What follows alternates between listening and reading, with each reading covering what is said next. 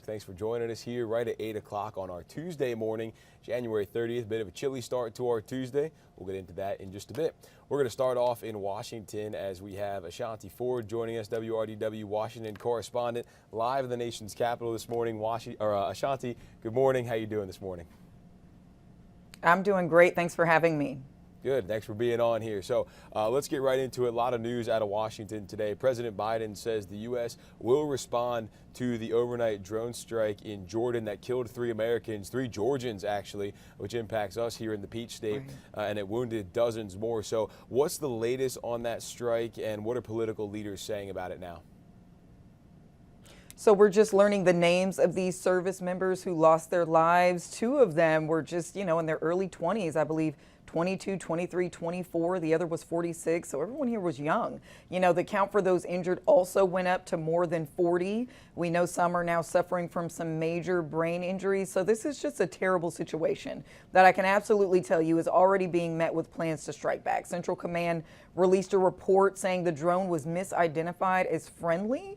The Pentagon did confirm that this was done by an Iran-backed militia group very early in the morning. I'm told many of those service members were actually still in bed. So it looks like Congress is definitely backing President Biden in responding to this attack. Speaker Mike Johnson said it's time to send a clear message that attacks on our troops won't be tolerated. And while I imagine we may not know every little detail as to how they plan to respond and when they will respond, I can tell you that President Biden does plan to take all the necessary measures to send that clear message. Yeah, we heard him say that when he was visiting South Carolina here over the weekend as well. Let's stick with Congress. House Republicans over the weekend unveiled their articles of impeachment against Secretary Mayorkas. What are Republicans accusing him of, and what's next in that process? So the first article charges Mayorkas with willful and systematic refusal to comply with the law. The second article is alleging that he breached the public trust by making false statements. Now, the House's Homeland Security Committee will mark up the resolution most likely today. Then House Speaker Mike Johnson will kind of attempt to bring that to a floor vote. That's kind of how the process goes. But I have to note, this will be the second time in history that the House considers the removal of a cabinet official. The first was all the way back in the 70s. So for a little context here, congressional Republicans blame Mayorkas for the roughly 2.5 million migrants that crossed the border last year. Democrats responded to this saying, that blaming Mayorkas is kind of just another way for Republicans to cover up the fact that they're unwilling to fix broken immigration laws. So no doubt more on that to come, maybe even this week. Yeah, it feels like we're hitting all these unprecedented times, things we haven't seen in decades, with Speaker McCarthy being ousted, and now with the impeachment articles against Secretary Mayorkas. So happy to see what comes out of that.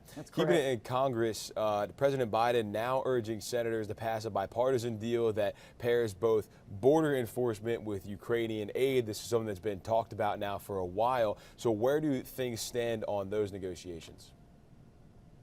So this deal would include a new authority that allows the Department of Homeland Security the authority to actually shut the border down. The president also has this authority if the daily average of migrants crossing exceeds 4,000 a week. Now, certain migrants, I'm told, would be allowed to stay if they prove to be, kind of fleeing from torture in their own country.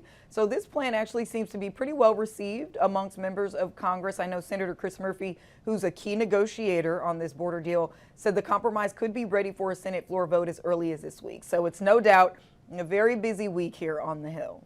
Never a dull moment. I feel like it's always a busy week up there. We know you'll be on top of it for us, keeping us updated here. Ashanti Ford, live for us, WRDW Washington correspondent in the nation's capital. Ashanti, thanks.